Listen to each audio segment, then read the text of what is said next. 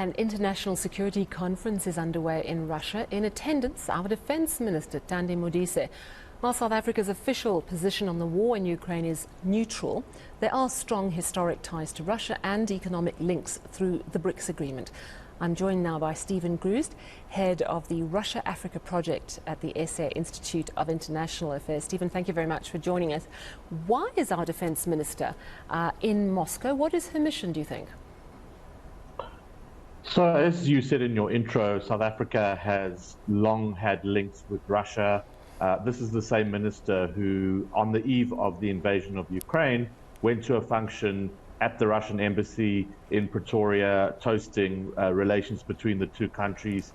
I think she's made a deliberate choice to go to this conference, and it sends a message. And the message is South Africa won't be pushed around by other countries like the United States, like the European Union, and will make its own sovereign decisions. And the minister's going to go. What we actually stand to gain from it, I'm not sure.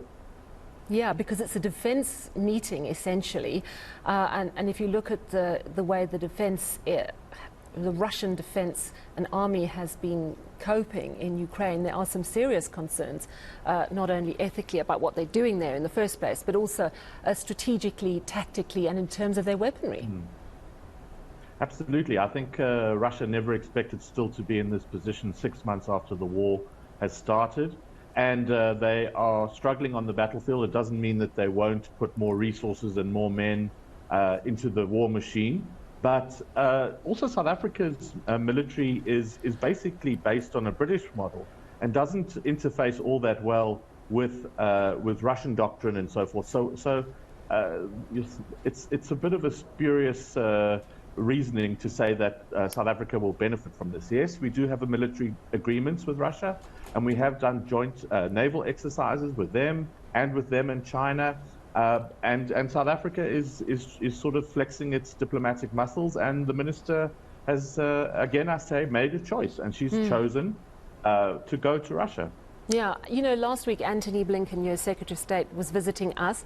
He made it quite clear that the USA would never bully an African country to pick a side. So do you think that this visit is going to send a message to America? Do you think it's going to even cause a ripple in terms of South African relationships with the USA? I don't think the US will be pleased about this. You know, relations have been strained, certainly in the Trump administration. It's different now in the Biden administration, and Africa seems to be slowly getting back onto the US's agenda. But they'll open their newspapers or they'll watch TV and they'll see our Minister of Defense in Moscow in the middle of a war where Ukraine is not even a subject on the conference agenda. So I don't think it'll make America very pleased, but I don't think South Africa is too bothered about that at this point. You know, South Africa's position officially is neutral, and you could argue, well, we speak to the US one week, we speak to Moscow the next. But then if you look at the ANC policy documents, and I appreciate, of course, that the ANC is not necessarily government, though there's an obvious link, but the ANC policy documents clearly accuse NATO of provoking the Russian invasion. So would you agree that perhaps the ANC has clearly picked a side, even if the government officially hasn't? I think the ANC picked a side a long time ago. As you say, those policy documents which come out every time there's a conference have one little mention of the US, probably right towards the back. But a lot of analysis of the balance of forces and some nostalgia for the Soviet Union, where, of course, they were supporting the ANC in exile. And Modise herself was a member of Mkhonto weSizwe. She was a senior commander. And there is some nostalgia, there's some romanticism. And indeed, we've heard our president say that NATO brought this war on itself, and that Russia is just taking care of its legitimate security interests, and those interests need to be taken into account in any kind of settlement. So, yes, I think the ANC certainly has picked a side, or some factions of the ANC, because as we know, it's a very divided party. And Russia is seen as a supporter and a friend. Do you think that South Africa's official neutral stance is perhaps the wisest? I mean, surely we need to sell our exports wherever we can. And if, even though there are these undercurrents, obviously, and clear historical and economic allegiances, but neutral is our official position, is that the wisest position so that we have access to all markets? In some ways it might be. I think, though, there's such moral outrage at this war. And certainly from a Western perspective, a very clear villain and a very clear victim.